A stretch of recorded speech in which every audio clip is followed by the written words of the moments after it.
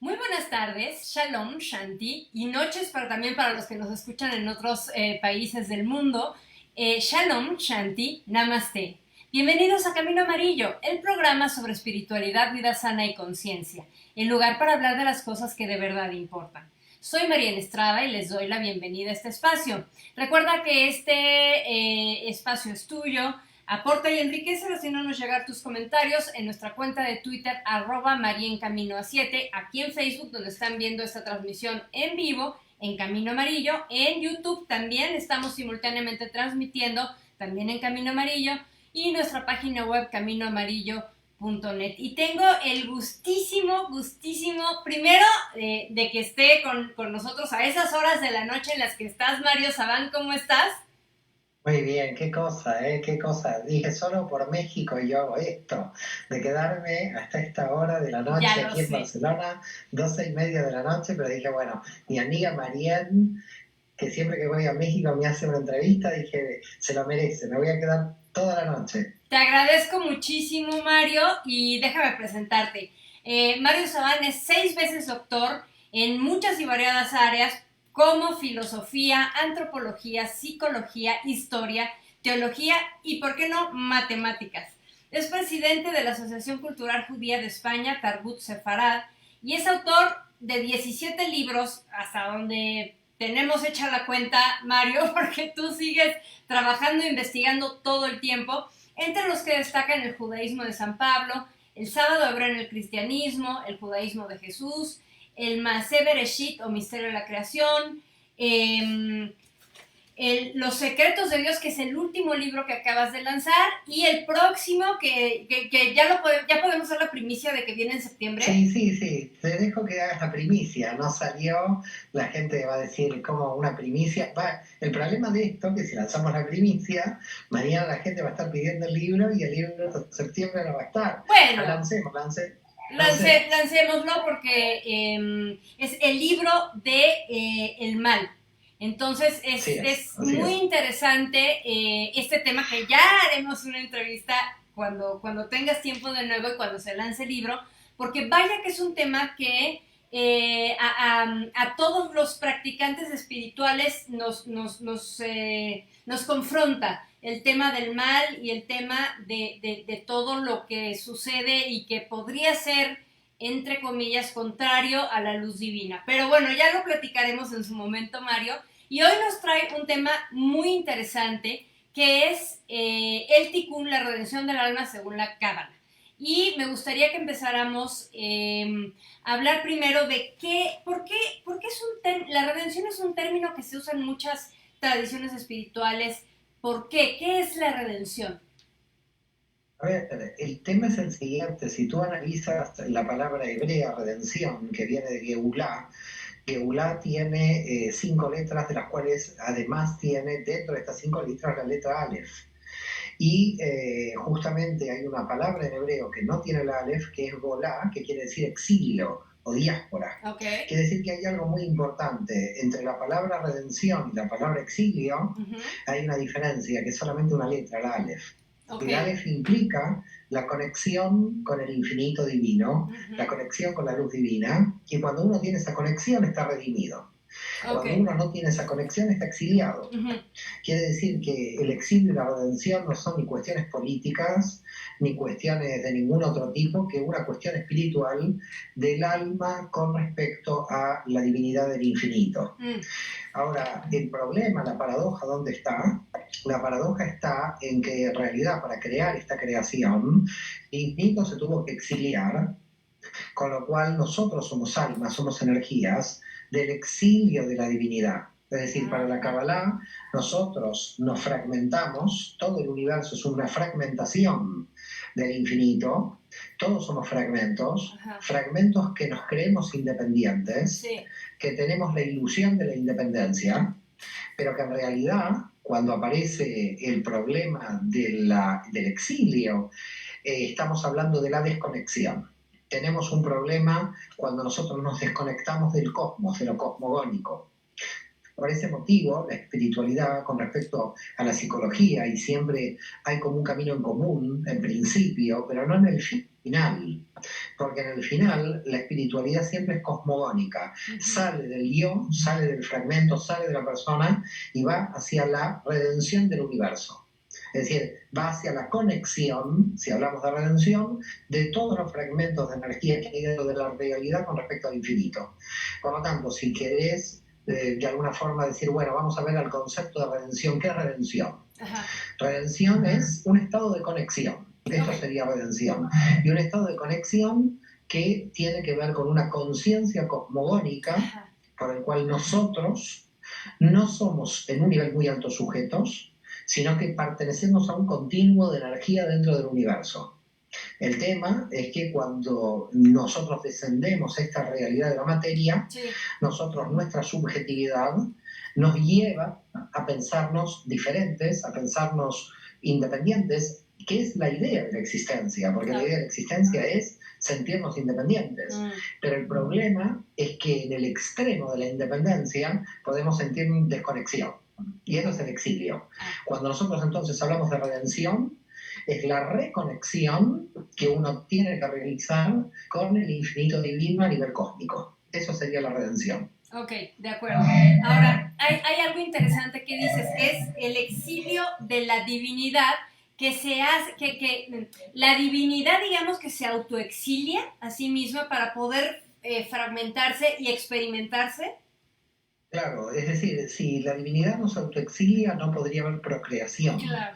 Nosotros, cuando tenemos, por ejemplo, hijos, nos exiliamos, porque estos hijos se pueden pelear con nosotros. Y entonces uno dice, ¿cómo puede ser el ADN mío que se pelee conmigo? Si es mi ADN, no, es una cosa muy rara. Es decir, yo lanzo ADN al universo y yo puedo tener una relación distante con un hijo, pero al final es como mi ADN. Entonces, ¿qué está pasando? Nosotros somos ADN del infinito divino, todos nosotros, todo lo que existe aquí, y cuando nos sentimos desconectados decimos nuestro ADN no tiene conexión con el infinito. Ajá. Cuando nosotros tenemos conexión, estamos diciendo estamos conectados con ese ADN. Ahora, el universo en sí mismo no es una entidad independiente absolutamente del infinito, dado que el universo tiene tiempo y espacio que puede volver a cero. De hecho, los físicos entienden que el universo en algún momento va a terminar. Así como nació el universo va a terminar. Lo que no se sabe es cómo va a terminar, si termina por desgarramiento o por implosión. Okay. Nadie sabe exactamente cómo. Pero los cálculos de los físicos es que en 200.000 millones de años, así que todavía hay un poco de tiempo para hablar de estos temas.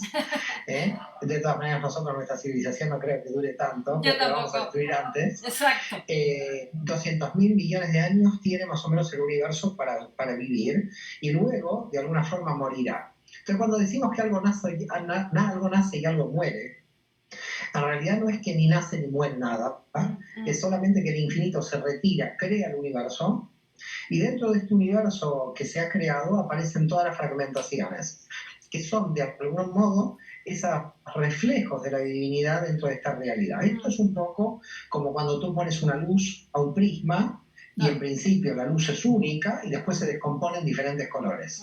Claro, cuando se diferencian en diferentes colores, el rojo dice soy rojo, pero en realidad puede no reconocer su origen en la luz. O el azul puede decir soy azul, puede no reconocer su origen en la luz.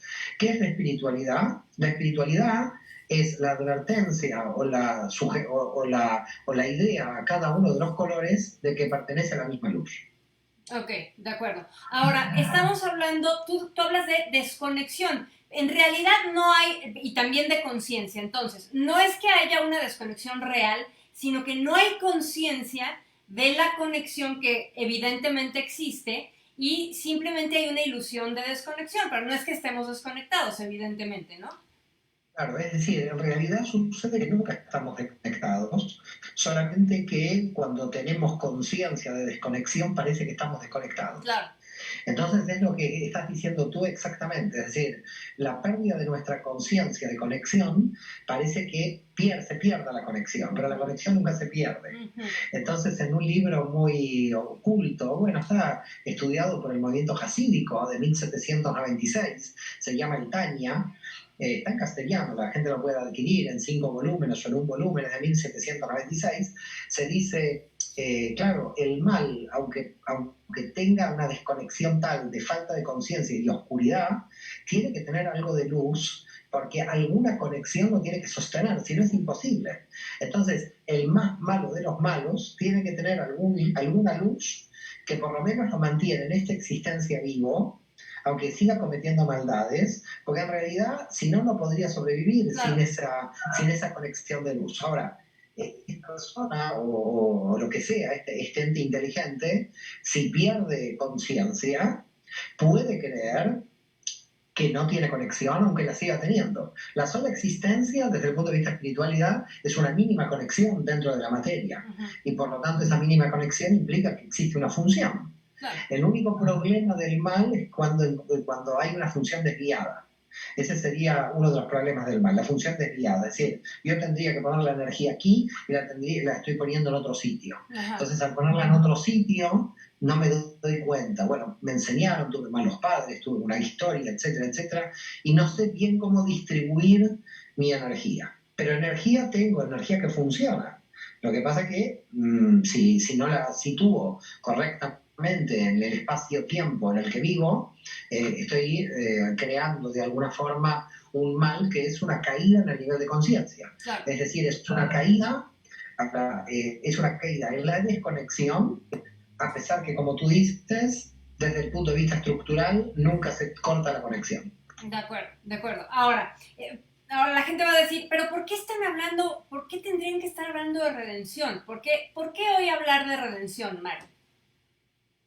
Bueno, porque en realidad el problema, bueno, yo no diría el problema del hombre moderno ni posmoderno, yo diría el problema del hombre en todos los tiempos. Lo que pasa es que en todos los tiempos había problemas mucho más acuciantes que el problema que tenemos nosotros hoy. Ahora, gracias a Dios, tenemos lo que se llama el problema del vacío existencial, de la gente que no sabe por qué vive. Claro, probablemente alguien podría decir antropológicamente, cuando en el Imperio Romano la máxima de vida era 35 o 40 años, era difícil pensar por qué vivo, claro, porque ya prácticamente estaba muerto. Entonces no había forma. Esto es un poco como me dicen por qué había tan pocas separaciones en la Edad Antigua, que quedabas viuda antes. Exacto. Entonces, como quedabas viuda antes, no te tenías que separar.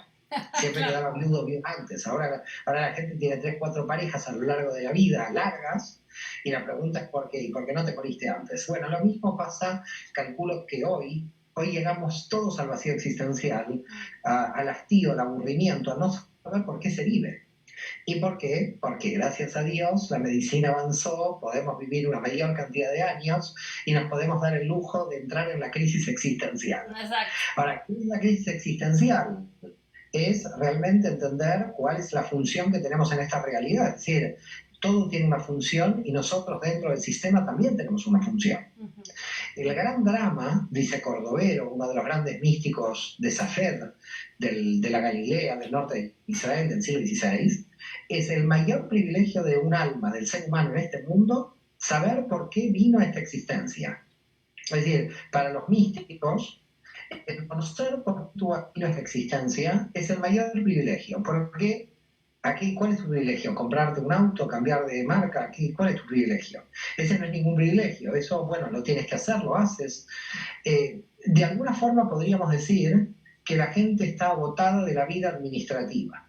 Okay. Hemos tenido mucha vida administrativa que yo ni la cábala de ninguna manera la deja en segundo plano, porque uno tiene que tener un orden en la vida material. Así es. Pero la vida material es un instrumento para la vida espiritual en general, es decir, para ver cuál es mi misión en la vida.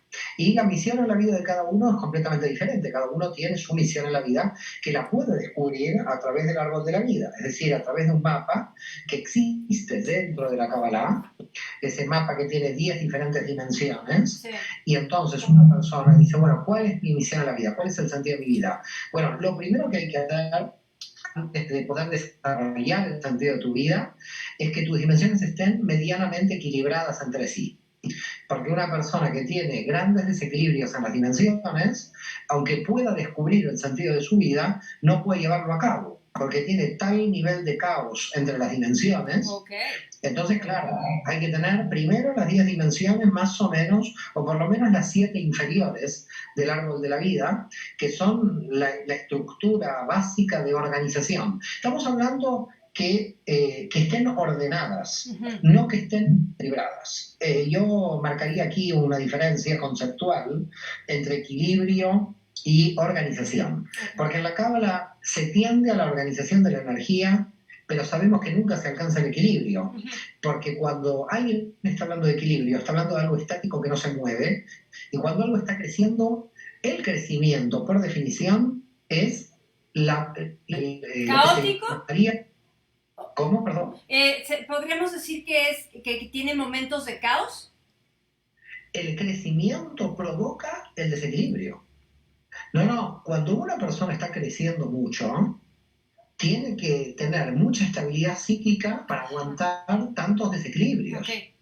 Digamos, nosotros en la Cábala lo que hacemos es entrenar a las personas para que pasen la mayor cantidad de desequilibrios posibles si quieren crecer.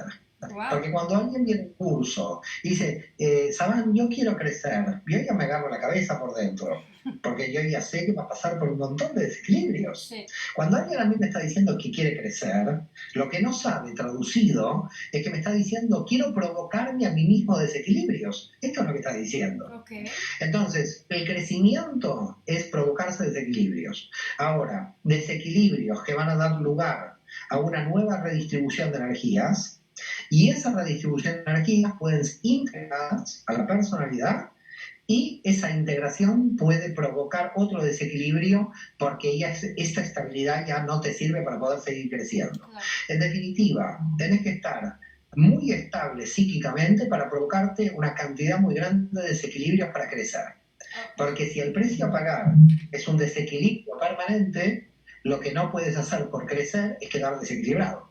Claro, claro. Entonces, lo que uno tiene que hacer es crecer sin terminar desequilibrado. Sí. ¿Cómo se hace? Se provoca el desequilibrio, se integra la nueva luz que tomas en lo que se llama la ampliación del recipiente dentro de la estructura, y en consecuencia vas provocando más rápidos los desequilibrios porque tienes un mayor ejercicio en la integración de la luz. Wow. A mayor ejercicio en la integración de la luz, mayor desequilibrio. Pero si tú provocas un desequilibrio y no tienes ejercitada la integración de la luz, ajá, no te cuento lo que puede pasar. Se vuelve peligroso. Ok. Bueno, de por sí, eso en el caso de que alguien tenga esa intención de crecer y que haga cosas por eso, porque de entrada el desequilibrio y el caos psíquico está ahí en la mayoría de las personas porque no hacen trabajo interior, no hacen trabajo de mirarse, de ver de dónde viene todo lo que los programa, ¿no? Entonces... A ver, nosotros tenemos dentro del árbol de la vida, dentro de las dimensiones del alma humana, dos estructuras claves de análisis. Una dimensión que se llama la Binah, la mente racional, y una dimensión que es Jochma. Para mí son las que, tras bambalinas, en lo oculto, controlan todo el orden del alma. La Binah son la fuerza de la restricción y la organización, ajá, y la Jochma la fuerza expansiva. ¿Quién quiere crecer? Es la Jochma, la intuición, el conocimiento profético, todo lo que tiene que ver con lo arquetípico. Eso es lo que quiere crecer, eso te da libertad, eso te dice, vamos a la luz. De alguna forma la Jochma te está diciendo todo el tiempo, a ver cómo vamos a conectar con la luz infinita. Por el otro lado de la Binah te está diciendo, no quiero crecer, crecer implica desequilibrio, ajá, y yo quiero seguridad, y en aras de la seguridad, yo no quiero la verdad, sino quiero el mayor sistema de autojustificaciones racionales que me permitan crear autoengaños que me permitan mantener la estabilidad. Okay. Entonces, tenemos dos sistemas, que esos dos sistemas los tenemos cada uno en nuestra alma. Un sistema de autojustificaciones racionales que mantienen el sistema de autoengaños. Ese sistema no quiere ver la verdad, pero nos da tranquilidad. Sí. Y el otro sistema, que es la Jochma, la sabiduría, que quiere ver la verdad, sí, pero que cuando conecta con la verdad es tan dolorosa que se pone en marcha el sistema de seguridad. Que es la Binah, claro. El alma humana tiene un gran tema. Primero que todo, somos muy complejos y muy interesantes, porque cuando necesitamos conectar, conectamos, y cuando necesitamos estabilidad, nos autoengañamos. Okay. Aquí el tema es tener la conciencia de que si nos autoengañamos, nos estamos autoengañando. Sí. Este es un poco el problema, porque el problema del alma humana es que cuando se autoengaña, es tan bueno el autoengaño, que en realidad se lo cree como verdad. Ajá. Y es ahí donde empieza el problema. El problema es a qué nosotros denominamos verdad, si al sistema de autoengaño de la vida Sí. o a esa luz que me llega, que realmente está en conexión con el sentido, la esencia del alma, que es la Neshama. Entonces, claro, lo que nosotros estudiamos en Cábala es saber detectar cuándo necesitamos utilizar uno, cuándo necesitamos otro. Cuando estamos utilizando el sistema de autoengaño, saber que es un autoengaño, pero que lo necesito porque necesito un poco de tranquilidad. Cuando ya terminó mi tranquilidad del autoengaño, digo, bueno, ya sé que esto es un autoengaño, voy a contactar con la Jochma, voy a desmontar el autoengaño, pero estoy ahora en condiciones. Por ejemplo, si alguien viene y me dice, bueno, yo quiero tener con usted una sesión, entonces llegamos a la verdad del alma, llegás a la verdad del alma. Yo muchas veces a esta persona le digo, bueno, pero su cambio lo va a hacer dentro de 5 años. ¿Cómo? Si hemos llegado a la verdad de mi alma, pero usted, su sistema de seguridad es muy potente y lo que tiene ahora no lo va a cambiar. Okay. Y yo le voy a decir cuándo lo va a cambiar. Por ejemplo, cuando sus hijos crezcan. Claro. Porque mientras sus hijos sean pequeños, usted no va a cambiar el sistema de seguridad. Ahora, no hay problema que la persona no cambie el sistema de seguridad. Sí tiene que saber que eso es un sistema de autoengaño, pero que quizás lo necesita porque en el momento en que está descubriendo la verdad todavía no la puede soportar. Entonces nosotros no podemos soportar tanta verdad. Por ese motivo la inteligencia, dice la Cábala, está al servicio de aguantar la luz que viene del infinito. Wow. Porque si nosotros llegaríamos a ver toda la verdad, desapareceríamos. De hecho, si llegamos a ver toda la verdad, sabemos que no existimos. Nos volveríamos locos. Claro, y ahí es donde se habría una fusión, ¿no? Inmediata con la luz y ya. Pero imagínate de decirte a ti que no existes. Claro. No me lo vas a creer. Entonces yo no te puedo llevar a este nivel de verdad. Porque el nivel de verdad es nuestra desaparición subjetiva. Sí. Claro. ¿Y cómo hacemos con esta verdad? ¿Cómo la sostenemos? Es desesperante sostener esta verdad. Sí. Entonces, claro, crea angustia existencial, ¿no? Es una angustia terrible la que te crea. Lo que pasa es que si pasas por ahí, te liberas de todas las angustias posibles, porque terminas con el miedo a la muerte. El miedo a la muerte se anida cuando se afirma la personalidad subjetiva. Pero tú, cuando anulas la personalidad subjetiva, ya has muerto a lo subjetivo. Por lo tanto, la mística lo que hace es un planteo de matarte antes de tu muerte. Es decir, te saca tu subjetividad, te conecta con lo cosmogónico, te dice no existís, no tenés más miedo a la muerte, viví feliz. ¿Qué pasa con la gente? Vive con miedo a la muerte, vive mal. Infeliz. Es decir, le tiene miedo a la muerte, le tiene miedo a la vida, porque vive con miedo. Sí. Entonces, ¿le tenés miedo a la muerte? Le tenés miedo a la vida.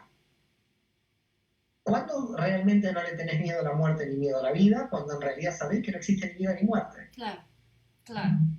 Cuando asumes la desaparición de todo y la existencia de nada y de todo al mismo tiempo. Pero a ver, Mario, te quiero preguntar, ya nos dices el momento en que vivimos de desconexión, donde si tenemos esta intención de crecer, tenemos que hacer todo este trabajo que no es fácil, pero que si lo vamos haciendo poco a poco, es lograble, digamos. Ahora, la Kabbalah plantea que al final o sea, va a haber un momento de la redención final.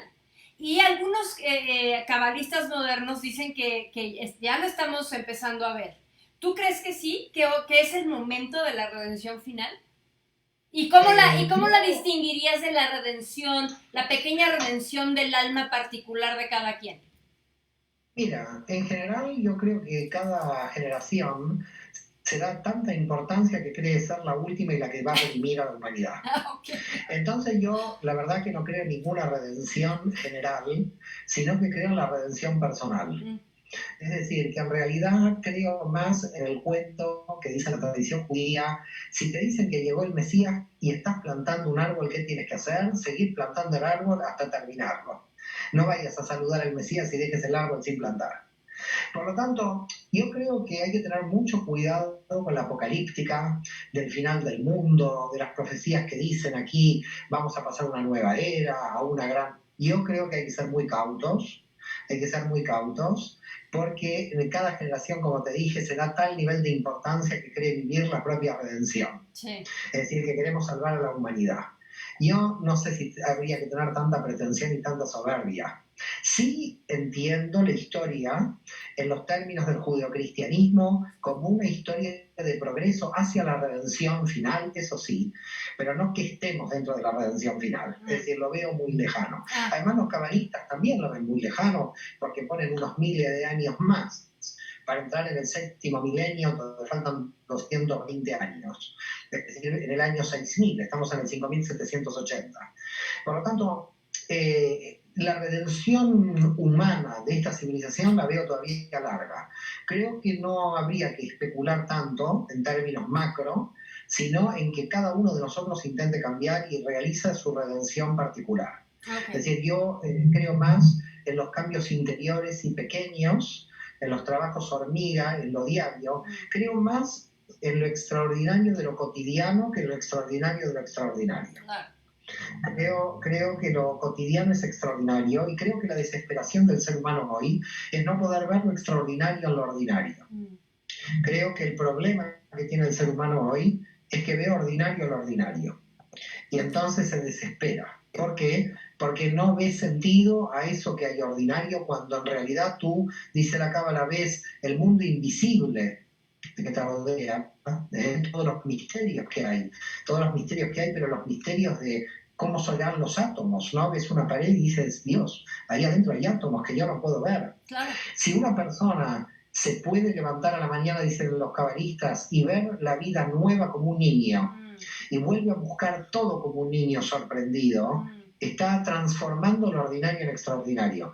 Por eso yo creo que para mí lo milagroso está en lo que es común, no en un gran milagro, porque también se debate mucho en la mística del judaísmo, en la Kabbalah, cuando nosotros hablamos de qué es un milagro. Un milagro es algo que podía pasar, que baje el mar, la baja mar del Mar Rojo, y la gente cruce. Eso podía pasar, porque podía haber un tema con la luna, y entonces...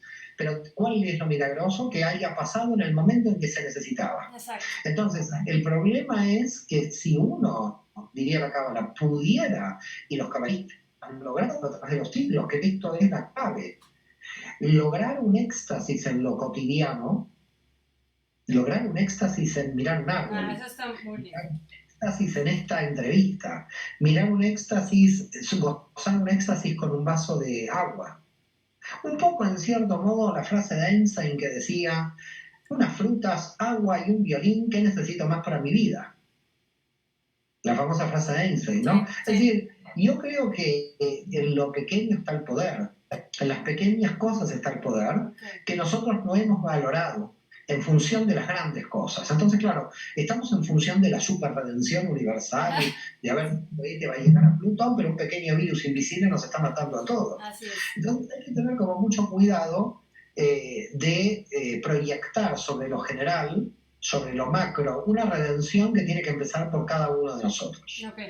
Es decir, como decía Abraham Abulafia, el Mesías es tu interior, cada uno de nosotros es el Mesías, y en realidad, si uno realmente se siente a sí mismo como el Mesías, ¿qué importancia tiene cuando se levanta por la mañana? Soy el Mesías. ¿Sí? ¿El Mesías de qué? No de toda la gente. Soy el Mesías de mí mismo. Me tengo que redimir, tengo que sacar lo mejor de mí. Entonces la pregunta de todos los días es, ¿yo he sacado lo mejor de mí? ¿O yo no he sacado lo mejor de mí? Y cuando uno se acuesta por la noche, dicen los cabalistas, ¿cuál es la pregunta? ¿Hoy he aprendido algo nuevo? Porque si yo me contesto que no aprendí nada en ese día, es, dice Nachman de Bratslav, como si hubiera estado muerto. Es un día que no se cuenta. Ajá. Tú no aprendiste nada hoy, estás muerta. Claro. No tiene sentido ese día. Claro. Porque en realidad lo que tiene que ver es el aumento del nivel de conciencia. Estamos aquí para el aumento del nivel de conciencia. ¿Alguien quiere llegar a la redención global? Entonces aumenta el nivel de conciencia. Mira, yo creo mucho en una frase medio jocosa, medio en serio, de Franz Kafka, cuando dijo, el Mesías va a llegar cuando ya no lo necesitemos. Es decir, en realidad, cuando llegue la era mesiánica, cuando llegue la redención, es porque hemos hecho todo el trabajo. Claro. pero todavía no hemos hecho todo el trabajo. Quiere decir que en realidad tenemos que seguir haciendo el trabajo. Y creo que lo curioso es que, y esto lo decía el Maral de Praga, otro de los grandes cabalistas, decía, lo que la gente no sabe es que en el exilio es la primera etapa del comienzo de la redención. Es decir, que cuando uno está exiliado, no está exiliado, está en el proceso de redención.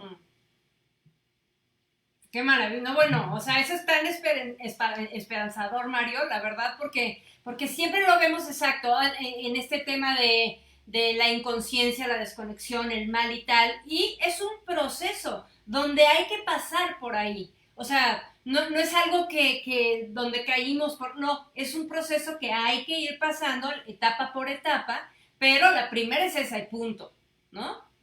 Claro, claro, ¿no? Y además el hombre moderno, tenemos un mal ejercicio que hacemos todos, sobre todo en Occidente, donde nosotros queremos tener resultados de la transformación que a veces tienen que ser resultados exteriores. Ajá. Y el trabajo interior, justamente se llama interior, porque uno lo tiene que hacer en el interior, a veces no se ve sino después de muchos años del trabajo interior que tú estás realizando.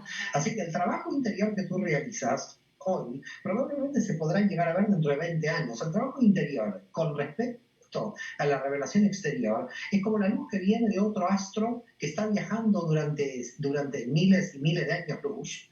Porque a veces el trabajo interior que estás haciendo hoy se puede ver dentro de 5 o 10 años en la personalidad, porque se tiene que integrar. Hay un proceso de integración. Por ese motivo es tan peligroso todo lo que tiene que ver con lo psicodélico, todo lo que tiene que ver con lo químico, como drogas químicas que te llevan a la iluminación. ¿Por qué es peligroso? Porque en realidad la gente se ilumina, es verdad, pero no integra, no baja esa luz a la personalidad. Aquí el tema es que a la gente hay que explicarle que la espiritualidad, aunque nosotros siempre estamos escuchando que es un flujo de la energía que hay que aceptar y que hay que abrirse, y que es muy bonito estas palabras y decirlas así, la espiritualidad es un trabajo muy duro. A la gente no hay que mentirle, a la gente no hay que decirle, mire usted, haga tal posición de yoga y mire el cielo y tome un zumo verde, porque después le grita al vecino y le tira un plato por la cabeza. Así es, claro. Eso, hay que tener mucho cuidado. La espiritualidad no es una forma externa de que el ego, porque cuidado que el ego en lo espiritual es muy peligroso. Muy. Cuidado que alguien te dice, mira, yo hice tantos cursos de coaching, de mindfulness, me tomo zumo todo el día, hago tal cosa, hago tal otra cosa, y después le tiro el plato por la cabeza a la hermana. No, hay que tener mucho cuidado. También el ego hace su trabajo en el mundo espiritual. Entonces también en el mundo espiritual hay que tener mucho cuidado con ese ego, porque los gurúes de repente van saliendo como moscas en el mundo espiritual y dices, pero ¿cómo puede ser? Si esta persona se está trabajando en su interior, necesite tener esta posición, digamos, dentro del grupo. Es como muy curioso. Entonces hay que tener cuidado porque hay que trabajar duro en nuestro trabajo interior, con un nivel muy alto de nuestro autoconocimiento, hasta llegar a un punto, dicen los cabalistas, donde nada te enoje. Opa. Donde nada te enoje, ok. Donde nada te enoje, porque dicen los cabalistas que el enojo es la medida de tu ego. Okay. Entonces, claro, nada te enoje, ¿quién nada te enoje? Dios mío, te sacan en la plaza del parking y decís encantado, amor al prójimo. Claro. Es fuerte el rock espiritual, ¿no es? Es lo que se llama la guerra interior, así se llama la cábala. La guerra interior, la guerra de uno mismo para controlar la fuerza. Es decir, en la cábala decimos, ¿quién es fuerte? El que controla su fuerza. Wow, eso qué importante. Además, me gusta mucho que lo contrastes con esto que dices de encontrar lo extraordinario en lo ordinario, porque de repente estamos como en esto de que la iluminación va a ser cuando yo me convierta en quién sabe qué ser extraño, y pasa por lo cotidiano. O sea, el ser iluminado es el que transita lo cotidiano de una manera suave, de una manera gozosa, de una manera feliz, pero no este mundo feliz de color de rosa, ¿no? Pero por ese motivo, a veces hay gente que entra en la espiritualidad como fuga de la materia. Ajá. Y que en realidad necesita la espiritualidad para fugarse de la materia porque no está pudiendo soportar la materia. Quiere decir que entonces no está aprendiendo de la materia en su camino espiritual. Okay. Es decir, es muy importante la función de la materia en el camino espiritual, por eso nos hicieron con un cuerpo. Pues sí. Porque si no nos hubieran hecho sin cuerpos, hubiéramos sido entes como Neshamot, como decimos en hebreo, almas desencarnadas. Es decir, estamos en la materia porque la materia tiene su función. Probablemente la función de la materia sea las serias limitaciones que tiene la materia. Porque claro, si nosotros venimos del infinito lumínico y nos vemos atrapados dentro del cuerpo, decimos, Dios mío, esto es una cárcel. Pero justamente está ahí el entrenamiento. El entrenamiento está donde te encuentras peor. Es decir, donde te encuentras en una situación de mucha limitación. Sí. Pero si tú puedes entender por qué es la limitación, porque la limitación del vaso, de repente yo no me quejo, quiero un vaso más grande, no. La limitación del vaso es para que yo pueda beber de acuerdo al agua que me den del vaso. Entonces, hasta que yo no entiendo que la limitación del vaso está al servicio de qué. Por lo tanto, en la realidad de nuestro universo, todas las limitaciones están al servicio de algo y la materia también. Si yo me fugo de la materia, no estoy aprendiendo de las limitaciones de la materia para crecer más en mi camino espiritual. Y por lo tanto, entonces estoy buscando en lo extraordinario, algo extraordinario, que cuando vuelvo del retiro espiritual me quiero matar. Claro. Por eso la gente cuando vuelve del retiro espiritual dice, Dios mío, tengo que ahora ir a trabajar. Si alguien que fue un retiro espiritual, luego del retiro espiritual, se encuentra en que no puede asumir la vida laboral, el retiro espiritual fue muy malo porque ha dualizado, ha dividido lo espiritual con la materia. Cierto. ¿No? Esto es otro de los problemas que plantea también la espiritualidad. La espiritualidad no se puede usar como fuga emocional, de ninguna manera. Lo que tiene que servir es para mostrar un continuo de energía en forma permanente dentro de la materia. En todo momento de la materia, en cada situación de la materia, yo tengo que estar en conexión con ese punto extraordinario hasta llegar al éxtasis total, donde tú puedes ver todo extraordinario dentro del campo de la materia. Ese es el místico realmente que ya llegó a lo que podríamos decir un nivel de Keter, en el árbol de la vida, la dimensión más alta, cuando todo está al servicio de subir el nivel de conciencia. Okay. Ahora, nada más, regresando un poco a este tema de la gran redención que se propone dentro del, no sé si lo está propuesto dentro del Zohar o dónde, ahorita me dirás. ¿Cuál es el gran propósito de la redención final? ¿O simplemente está ahí como el horizonte para caminar hacia allá? Mira, el tema sería lo siguiente. Algunos dicen, bueno, ¿qué características tendría la redención? Ajá. Dice, no habrá ni comida, ni bebida, ni habrá procreación, dice el Talmud. A ver. Es decir, ya no habrá ni comida ni bebida. Ajá. No habrá ni comida ni... Cuando dice no habrá ni comida ni bebida, puede estar hablando, pero claro, ya es muy futurología, pero estamos hablando de muchos años más adelante, quizás 2 o 3 siglos más adelante, que es la desmaterialización de nuestra conciencia. Nuestra conciencia todavía opera dentro del cuerpo humano, ¿no? Pero para la Kabbalah probablemente quizás nuestra conciencia no necesite del cuerpo humano en algún momento de la redención. Okay. Porque ya vamos a utilizar los límites de la materia para elevarnos en otros niveles. Es decir, probablemente podríamos en algún momento casi dejar el cuerpo humano para pasar, pero estamos hablando de cosas que son muchos misterios que se van a resolver en el futuro. Todavía no estamos en... Es como explicarle a nuestros bisabuelos lo que es WhatsApp. Claro. De que yo le escribo a alguien que está en China y le llega lo que le escribo en China, mi bisabuelo me dice eso no existe. Sí. Entonces, pero va a existir. Lo que puede llegar a existir, dicen los cabalistas, algunos están casi totalmente convencidos, es que nuestra conciencia en el nivel de Neshama no pertenece al estado de la materia y que cuando alguien está muerto está más vivo que nosotros.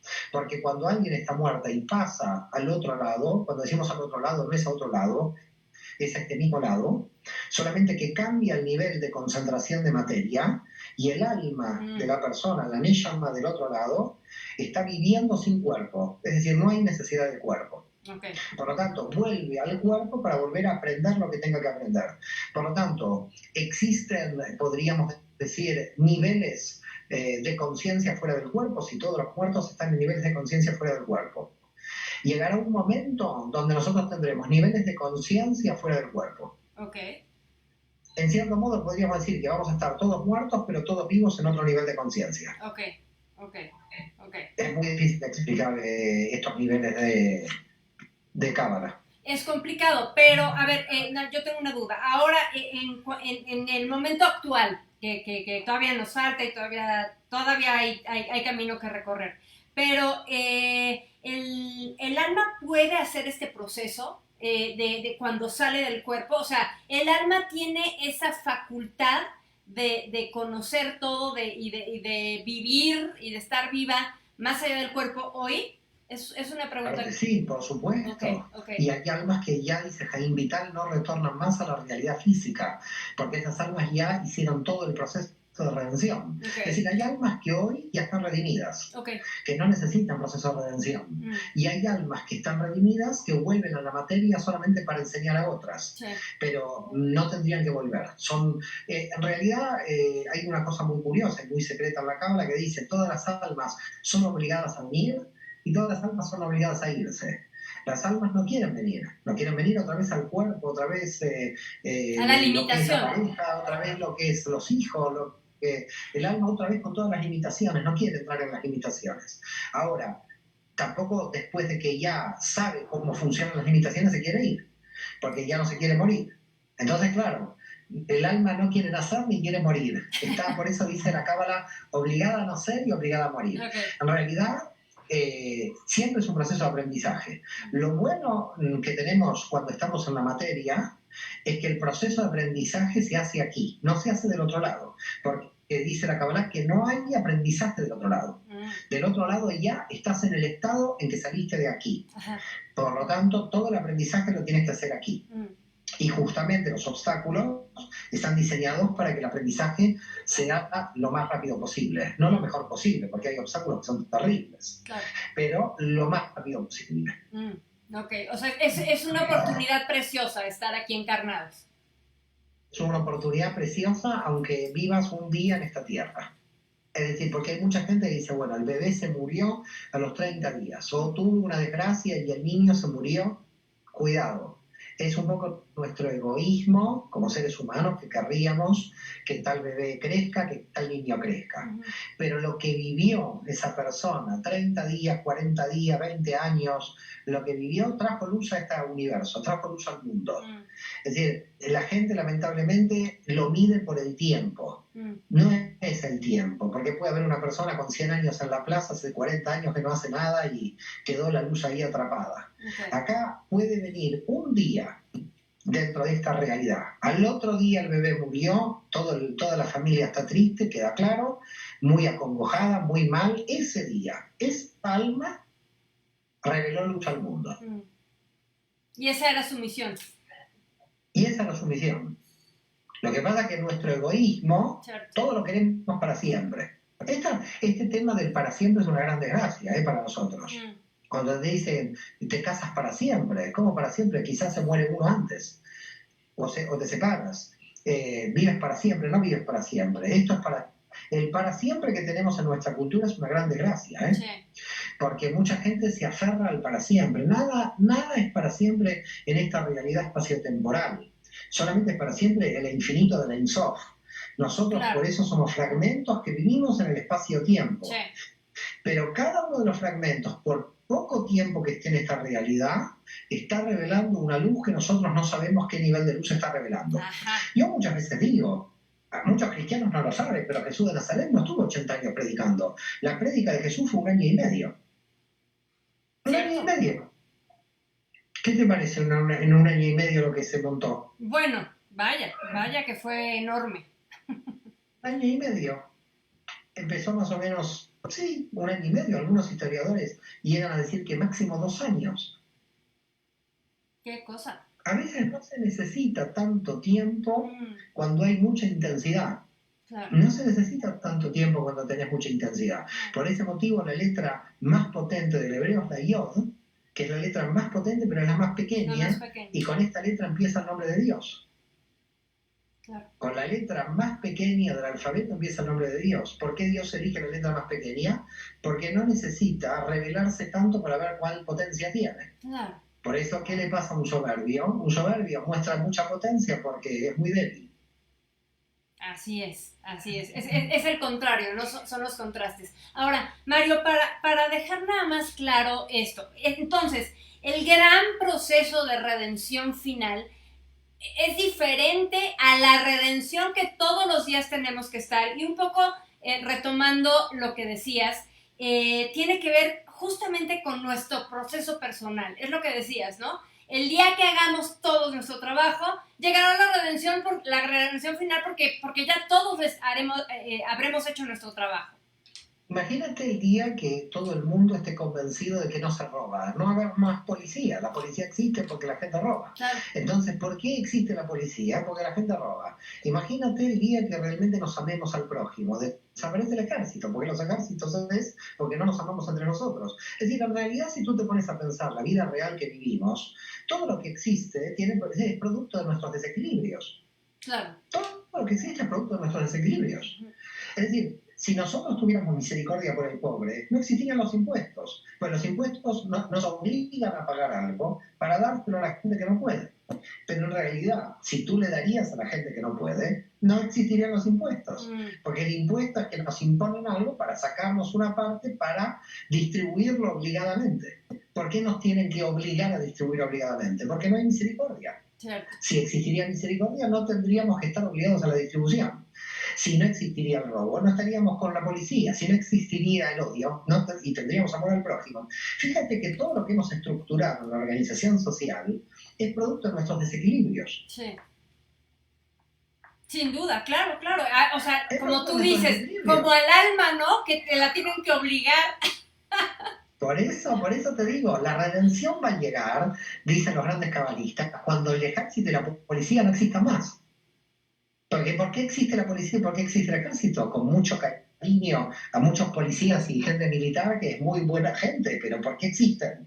Existen porque el ser humano no se ha redimido. Porque si el ser humano se ha redimido, los policías y la gente militar estarían en los laboratorios o en las bibliotecas estudiando. En vez de estudiando, ¿qué están haciendo? Están cuidando que unos no se maten con los otros. Nuestro nivel de conciencia es tan bajo que necesitamos policía y ejército. Las propias condiciones de nuestras sociedades actuales nos están marcando el nivel de conciencia que tenemos. No nos tenemos que ir demasiado a ideas utópicas de redención para saber en qué estado nos encontramos de conciencia. Claro. La propia realidad de la estructura social nuestra nos muestra el bajísimo nivel de conciencia que tenemos. Bueno, ¿y qué me dices ahora del coronavirus, el encierro, la cuarentena, todos estos temas que hay por debajo que no sabemos, pero que, ¿no? Sí es... ¿Qué opinas de eso? Digo, nada más para hacer un paréntesis. Porque me interesa mucho tu opinión, la verdad. A ver, primero que todo, a mí me puso muy triste que entre los estados se están robando mascarillas unos a otros porque nadie encontraba mascarillas. Ajá. A mí me parecía eso ya muy dramático y muy triste, que toda la supuesta humanidad civilizada no teníamos mascarillas y la gente no sabía dónde estaban y los estados competían unos con los otros. Si el ser humano frente a un virus a nivel global no tiene una unidad en las mascarillas, ¿qué nos queda para pensar en una redención? Si no podemos distribuir las mascarillas. Es decir, hay que tener mucho cuidado en la utopía cuando nosotros en lo cotidiano estamos cometiendo tanta cantidad de errores y se ve tanta desorganización. El problema es que nosotros nos estamos encontrando, y creo que no es un problema, creo que es una virtud. Con respecto, si me dices, con respecto al COVID y los cambios que puedan llegar a aparecer, yo creo, sinceramente, que las estructuras políticas de izquierda y derecha van a desaparecer. Okay. Creo que ya no tienen más función. Tuvieron su función ideológica en una época, ahora ya no tienen más función, y por ese motivo hay algo que une a las poblaciones de todo el mundo, que es la desconfianza en todos los políticos. Así es. Y no estamos hablando de un tipo de político con un tipo de ideología, sino estamos hablando de toda la clase política en general. Cierto. Y yo creo que eso en parte está mostrando también un síntoma por el cual nosotros estamos agotados en la representación. Es decir, carecemos de representación, porque nuestra idea ya del mundo es espiritual y nuestra representación es puramente material. Y lo que estamos viendo es en realidad un procesos políticos de alguna manera que provienen del siglo XIX claro. o del siglo XX, no pertenecen al siglo XXI. Es decir, la gente en su nivel de conciencia se está adelantando mucho más a las instituciones. Lo que sucede es que en la época medieval o en la época antigua, el desarrollo institucional, como era muy lento y la gente también era muy analfabeta, cambiaba también muy lenta. Nosotros estamos volando a un nivel muy rápido de aumento de nivel de conciencia y las instituciones no están teniendo reacción o propuestas para nuestros cambios de nivel de conciencia. En definitiva, las instituciones están quedando perimidas prácticamente casi en su totalidad ante los movimientos transversales de Internet en los aumentos de nivel de conciencia. Es decir, creo que Internet y los medios de comunicación han pulverizado el poder tal como nosotros lo conocíamos en el siglo XX, porque el poder se vuelve transversal. Y eso es lo que está pidiendo la espiritualidad.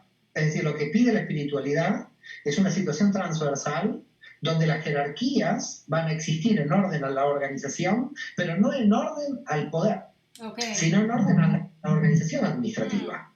Entonces, hasta tanto esto a nivel mundial no se pueda ver en las élites de la política, habrá un gap, habrá un salto entre nuestra realidad espiritual.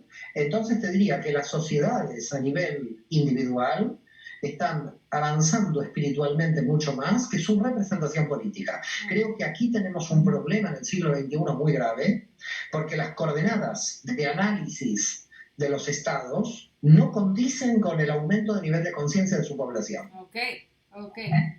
Pero es interesante porque entonces vamos como humanidad iríamos por buen camino, en ese sentido de que estamos con una conciencia mayor cada vez. Pero por otra parte, el sistema anterior que viene del siglo XX no va a dejar el poder tal como lo conocemos tan rápidamente, porque así como primero vino la Ilustración y la Ilustración creaba reyes ilustrados, que fue el ilustrado absoluto, sí. El absolutismo ilustrado. La Ilustración, como vio que los cambios, el absolutismo no los provocaba, cuidado que terminó con la Revolución Francesa. Entonces, sí. Lo que hay que tener cuidado aquí es que las instituciones se den cuenta de que rápidamente cambien frente a los niveles de cambio de conciencia.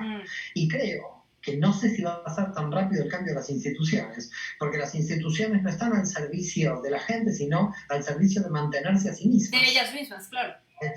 Entonces ahí está el problema. El problema está en que una institución nunca se autodisuelve. Entonces, como no se autodisuelve una institución, sí. Nos encontramos en un punto de contradicción que no sé cómo se va a solucionar. Es decir, estaremos creando de alguna manera realidades virtuales transversales que van a estar totalmente fuera del dominio de la política general. Entonces, va a haber una especie de anarquismo informático, para llamarlo de alguna manera, de tipo espiritual, en lo que los gobiernos no entenderán el cambio de perspectiva espiritual. Aquellos que vean el cambio de perspectiva espiritual podrán. Yo creo que quizás en este punto te diría que las que pueden llegar a ver este cambio y que pueden tomar el poder con esta sensibilidad son las mujeres. Yo confío mucho en que el género femenino pueda dar vuelta a esta confrontación.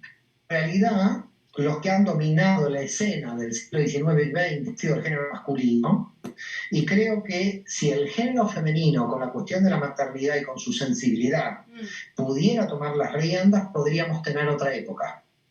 No creo en el matriarcado, claramente, pero sí creo de que la mujer tiene que tener un papel muy preponderante en el cambio de la civilización. Ok, porque además, bueno, también por nuestra naturaleza hay tal vez más conexión, ¿no? Con lo interno y con nuestro interior. Ahora, Mario, entonces, como humanidad no estamos destinados necesariamente a la redención, como humanidad. Como tú decías al principio de la plática, tal vez nos destruyamos antes de que llegue ese momento. Pero tranquila, porque sí está destinada a la redención el universo, así que no te preocupes por eso. El universo está destinado a la redención. Sí o sí, Quizás nosotros no nos merecemos ser los portavoces de la redención. Okay. Es decir, El cromañón no pudo hacer la redención, ni el neandertal. Probablemente se tuvo que ir evolucionando para ver si podemos llegar a la redención. Pero puede ser que quedemos como el neandertal, que nosotros no seamos el final de esta evolución hacia la redención. Porque la redención es un sistema de evolución. Cuando uno habla de rectificación en lo espiritual, que es el está hablando de la evolución de la conciencia. Claro. Por lo tanto, estamos hablando de evolución, ¿eh? Claro. Hay que tener cuidado. Lo que pasa es que estamos dando vuelta a Darwin. En vez de hablar de evolución de la materia, estamos hablando de que la materia refleja la evolución de la conciencia. Así es.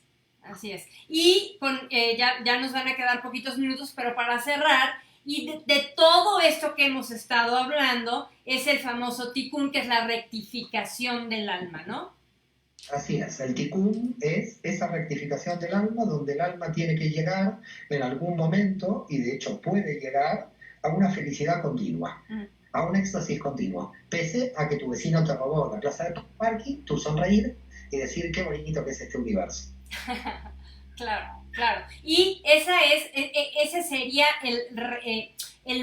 la rectificación que digamos que podría traducirse como tomar un nuevo camino, es no seguir el camino donde todo te afecta, donde todo a todo reacciona, sino el otro camino, rectificar el camino sería...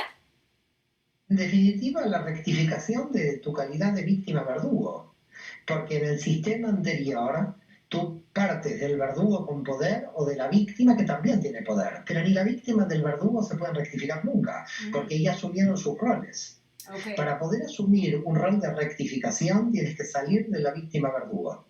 Ni eres verdugo ni eres víctima. Y si eres verdugo y eres víctima, el problema es que eres verdugo y víctima de tu propia alma. Porque tu alma, con su calidad de víctima, pasó a ser su propio verdugo. La persona que está enojada, que está triste, que está, como decimos en la cábala, atrapada por Satán, es una persona no solamente que no se quiera redimir, sino que en realidad ya está contenta con la personalidad que toma, aunque sufra. Ajá. Porque hay mucha gente que sufre, pero ya está acostumbrada a esa personalidad.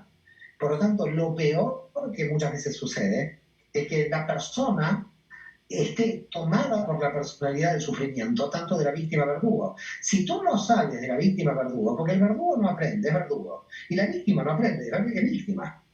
Aquí, para realmente aprender y subir al nivel de conciencia, tienes que salir de todos los roles. Y si sales de todos los roles y te desidentificas de todos los roles, estás creciendo.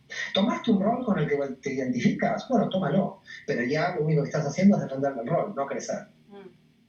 Claro, y es lo que hablabas al principio, de otra vez meterte a tu espacio de seguridad para, ¿no? Para es poder... Que el rol siempre, es que el rol identitario siempre te da espacio de seguridad. Claro. Siempre, cualquier arquetipo te da un espacio de seguridad. Cualquier arquetipo te protege. Por eso todo arquetipo es un ídolo que te protege. Es decir, en realidad estamos todo el tiempo creando ídolos que nos protejan. Una bandera, un himno, un partido de fútbol, un equipo de fútbol, mi familia, la familia del enemigo, la familia del primo. Todos son tribus y divisiones y fragmentaciones, y a qué pueblo, a qué religión pertenecemos, y vamos creando ídolos conceptuales, reales, imaginarios, todos con el objetivo de nunca rectificar, siempre quedarnos en una situación infantil de nunca crecer. Ok, vaya que es interesante. Y Mario, más allá de lo que vamos de que ya anunciaste, que me da mucha pena, pero también me da mucho gusto, que ya vas a retirarte un poco de las entrevistas, pero quiero que hagamos un día que puedas y tengas tiempo, y no desvelarte tanto, sobre este tema que mencionaste, que se me hace muy, muy, muy importante, porque es un método donde podemos, que nos puede un poco conducir a esta rectificación, y que decías que es a través del árbol de la vida, o sea, entre estos desequilibrios y esta sanidad psíquica que tendríamos que tener. Pero me gustaría que lo platicáramos a forma, porque se me hace un método cabalista, pues de estar sanos, ¿no? De entrada. Sí, así es, porque la idea es eso. Es como me dice un amigo, estar sanos, o si uno está muy loco, por lo menos disimularlo. Exacto, exactamente. Tener esa capacidad, al menos. Mario, te agradezco mucho. Déjame nada más, si tienes tiempo, darle nos han mandado un montón de comentarios seguramente muchas preguntas que ahorita no vamos a poder responder, pero siempre lo dejo en suspenso para la próxima. Entonces, Sungan, muchas gracias. Ruth Daumas, Ever Reyes, me encantó que cada generación se cree lo más importante, sí. Hamza Omkar, gracias por tus comentarios. Gaby Ruiz, Carmen Sáez, muchas gracias.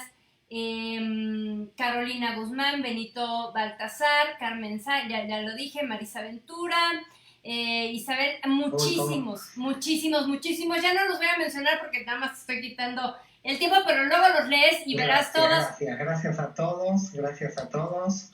También, bueno, sé que estaba Marisa por ahí, que es mi esposa, que anda por ahí en las redes. ¡Ah, qué maravilla! Así que gracias. Un saludo, Marisa. Y también, bueno, muchos amigos y amigas de todo el mundo, la verdad, un agradecimiento muy grande. Te agradezco sinceramente a ti, que hace tantos años que nos conocemos. Así es. El disfrute, como buena periodista, porque hacer entrevistas es difícil. Contigo no, Mario, porque se va dando. Tienes que guiar, tú sabes guiar muy bien, y hace años que te conozco, y si Dios quiere, bueno, que termine toda esta pandemia, que tengo ganas de ir a México, a abrazar a mis amigos de México. Claro. La verdad, Pues sí, ya próximamente esperemos que ya termine esto y nos dará muchísimo gusto, como siempre, recibirte en México, Mario. Ya sabes que aquí tienes las puertas abiertas y te queremos muchísimo. Gracias, Marian, gracias.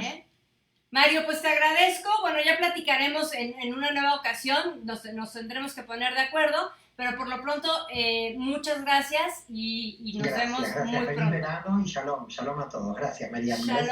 Shalom, Mario, y muchas gracias a ustedes por acompañarnos y recorrer con nosotros el camino. Soy Marian Estrada, búsquenos en Facebook, donde han visto esta transmisión en vivo en Camino Amarillo, también en YouTube, en Camino Amarillo, en Twitter, @MarienCamino7 y en nuestra página web caminoamarillo.net. Pues nada más me queda despedirme, darles de nueva cuenta las gracias y nos vemos y nos escuchamos la semana que entra. Gracias, Mario, y gracias a todos. Shalom, gracias. Shalom.